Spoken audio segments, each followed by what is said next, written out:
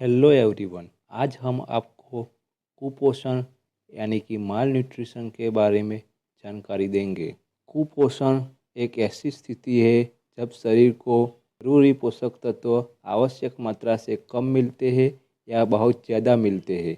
अगर कम मिलते हैं तो अल्प पोषण और अगर ज़्यादा मिलते हैं तो अति पोषण हो जाता है। इससे हमारे शरीर के कार्य प्रभावित होते हैं। इससे बच्चों, बुजुर्गों और कमज़ोर लोगों को ज़्यादा नुकसान होता है। ख़ास तौर से छोटे बच्चे यानी कि 5 साल से कम के बच्चों में ये बहुत ही नुकसान करता है। आज हम आपको अल्प पोषण यानी कि अंडर न्यूट्रिशन के बारे में संपूर्ण जानकारी देंगे। अंडर न्यूट्रिशन में वेस्टिंग, अंडरवेट और स्टंटिंग आता है। वेस्टिंग यानी कि ऊंचाई के हिसाब से कम वजन, अंडरवेट यानी कि उम्र के हिसाब से कम वजन, स्टंटिंग यानी कि उम्र के हिसाब से कम ऊंचाई। अल्प पोषण होने के कारण संतुलित आहार न मिलना, खासकर बच्चों और महिलाओं में। बच्चों में पाचन संबंधी समस्याएं या अन्य बीमारियों जो आवश्यक पोषक तत्वों के अवशोषण को रोकती है।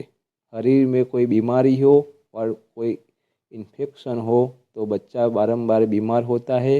बचपन में कोई लंबी बीमारी हुई हो, बच्चे का संपूर्ण टीकाकरण न हुआ हो, अगर स्वच्छता अच्छी तरह न रखी हुई हो तो इन्फेक्शन होने का खतरा है। इससे कुपोषण होता है।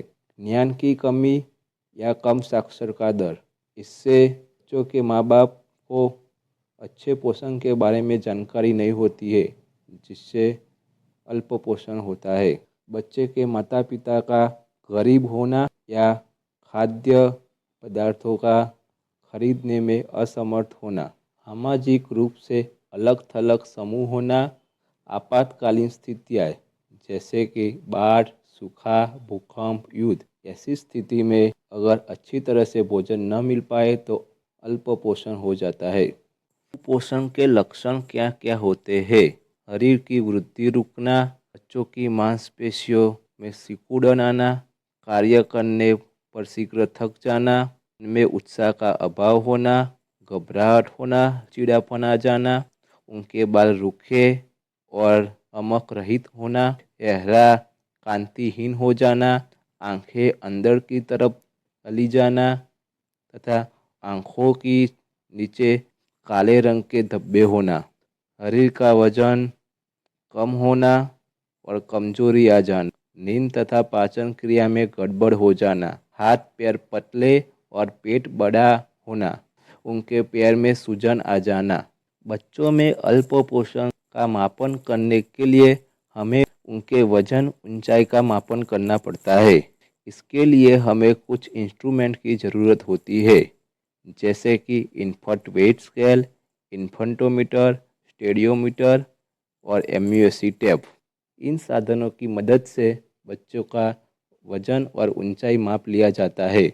उसके बाद WHO की गाइडलाइन में एसडी स्कोर बताया हुआ है, उसके अनुसार उनका ग्रेडिंग किया जाता है। सैम यानी कि तीव्र गंभीर कुपोषण यानी कि सीवियर एक्यूट माल न्यूट्रिशन। अगर वजन के लिए ऊंचाई के मापन चार्ट में -3 SD से कम स्कोर आए तो बच्चा सैम कहलाता है। या एमयूएससी से माप लेने पर एमयूएससी 11.5 से कम आए या दोनों पैरों में सूजन हो तो बच्चा सैम कहलाता है। मैम मध्यम गंभीर कुपोषण यानी कि मॉडरेट एक्यूट माल न्यूट्रिशन। अगर एसडी स्कोर चार्ट में -3 से -2 SD तक स्कोर आए या एमयूएससी 11.5 से 12.5 के बीच में आए और उनके दोनों पैरों में सूजन ना हो तो बच्चा मैम कहलाता है।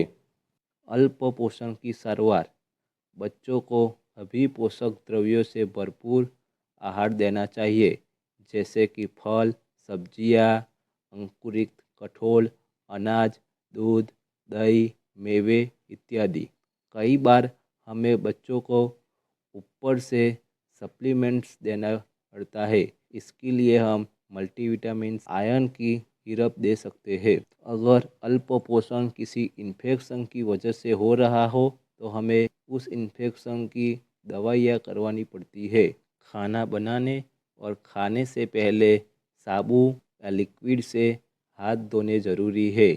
बच्चों का वजन और लंबाई नियमित रूप से करानी जरूरी है। गर्भावस्था और शिशु के 2 साल तक उसके पोषण में हमें विशेष ध्यान रखना चाहिए। अगर बच्चों को अल्प पोषण हुआ हो तो हमारे यहाँ जो CMTC या NRC चल रहे हैं उसमें उसे दाखिल कराना चाहिए। यहाँ पर दी गई जानकारी केवल शैक्षणिक उपयोग के लिए है। किसी भी समस्या के लिए हमेशा एक योग्य डॉक्टर को हमें दिखाना चाहिए। अगर आपको हमारा ये वीडियो अच्छा लगा है तो इसे लाइक करें, कमेंट करें और अपने दोस्तों के साथ इसे शेयर करें और हमारी Ayurgyan the health academy YouTube channel को सब्सक्राइब करें। आभार। Thank you.